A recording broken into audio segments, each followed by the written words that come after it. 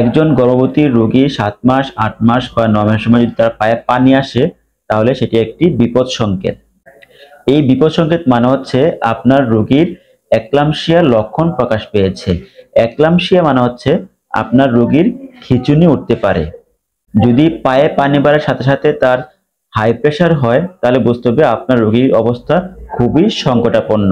তাকে অবশ্যই একজন গাইনি ডাক্তারের পরামর্শ নিতে হবে এবং ডাক্তার যে চিকিৎসা প্রদান করবে সেই অনুসারে তাকে ওষুধ খাওয়াতে হবে।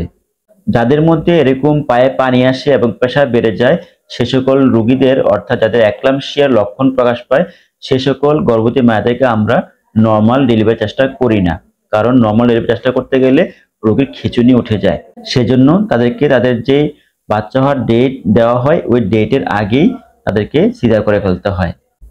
সুতরাং একলামশিয়া সম্বন্ধে আপনাদেরকে সতর্ক থাকতে হবে এবং রোগীদের অবহেলা না করে তাদেরকে সঠিক সময়ে সঠিক চিকিৎসা প্রদান করতে হবে।